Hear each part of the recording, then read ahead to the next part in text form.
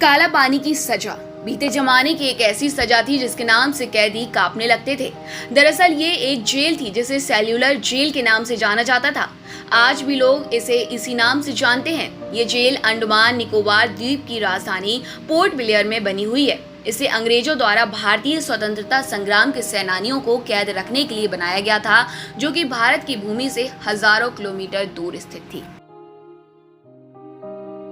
काला पानी का भाव सांस्कृतिक शब्द काल से बना माना जाता है, जिसका अर्थ होता है समय या मृत्यु। यानी काला पानी शब्द का अर्थ मृत्यु के स्थान से है, जहां से कोई वापस नहीं आता। हालांकि अंग्रेजों ने इसे सेल्यूलर नाम दिया, जिसके पीछे एक हैरान करने वाली वजह थी। सेल्यूलर जेल अंग्रेजों द्वारा भारत के स्वतंत्रता सेनानियों पर किए गए अत्याचारों की मूक गवाह है। इस जेल की नींव 1897 ईस्वी में रखी गई थी और 1906 में ये बनकर तैयार हो गई थी। इस जेल में कुल 698 कोठरियां बनी थी और प्रत्येक कोठरी 15 × 8 फीट की थी। इन कोठरियों में 3 मीटर की ऊंचाई पर रोशनदान बनाए गए थे, ताकि कोई भी कैदी दूसरे कैदी से बात ना कर सके।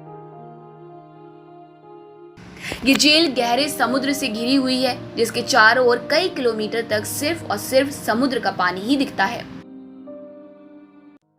इसे पार कर पाना किसी के लिए भी आसान नहीं था। इस जेल की सबसे बड़ी खूबी ये थी कि इसकी 4 दीवारी एकदम छोटी बनाई गई थी, जिसे कोई भी आसानी से पार कर सकता था। लेकिन इसके बाद जेल से बाहर निकलकर भाग जाना लगभग नामुमकिन था, क्योंकि ऐसा कोशिश करने पर कैदी समुद्र के पानी में ही डूबकर मर जाते थे।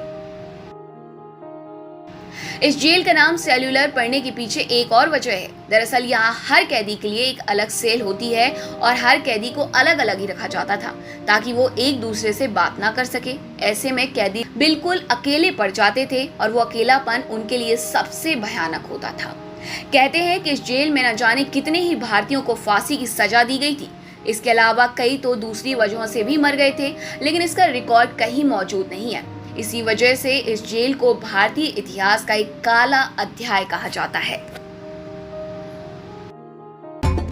सब्सक्राइब करें हमारे चैनल देश ऑनलाइन पल्स ऑफ पीपल और बेल आइकन को क्लिक करना ना भूलें, ताकि आप अपडेट रहे हमारे नई वीडियो से।